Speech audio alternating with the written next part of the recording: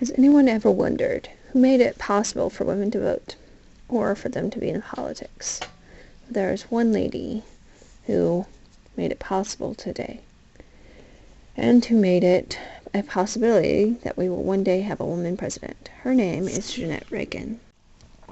Jeannette Rankin was born June 11th, 1880 in Missoula, Montana. In her early life, she earned a degree in 1902 and became a school teacher for a while. She tried several more careers, including being a seamstress and a social worker, before finding her calling in the women's suffrage movement.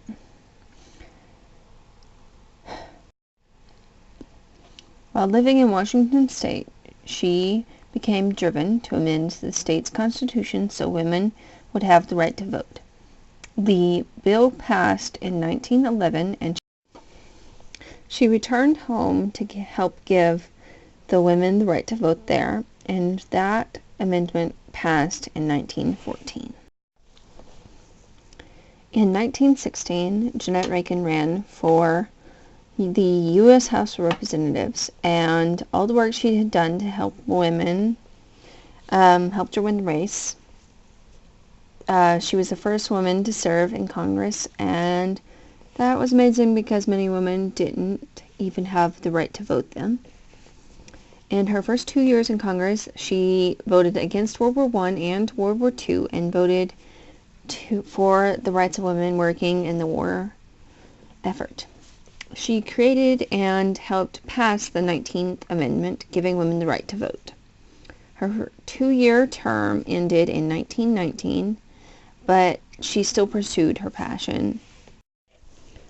In 1919, she became a delegate of the Women's International Conference for Peace. She later became a member of the Women's International League for Peace and Freedom. She returned to politics in 1939 and was once again a member of the United States House of Representatives.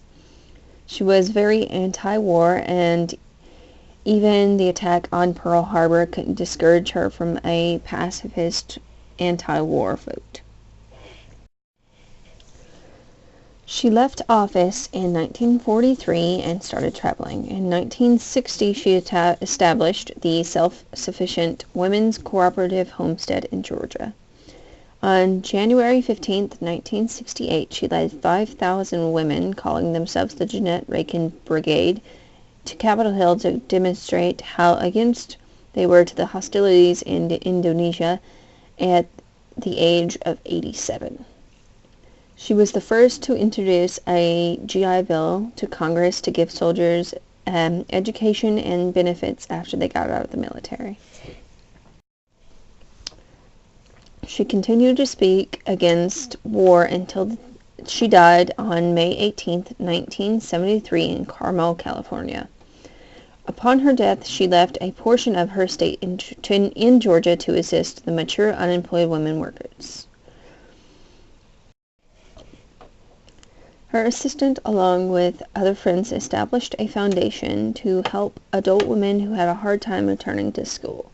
The Jeannette Rankin Foundation has been helping low-income women succeed through education since 1976. American history cannot be written without referencing Jeannette Rankin. She helped so many people in her search for world peace, and even after her death, she still helped people through her foundation. From women's rights to soldiers' rights, it's safe to say Jeannette Rankin was passionate about her cause. Even when everyone else was outraged that the United States had been attacked, she still stood her ground as a pacifist. Jeannette Rankin is a hero in my book and a great role model to look back on in history. So if you ever wonder who gave women the right to vote, you can look back in history and say Jeannette Rankin did, and she changed the lives of many people doing it.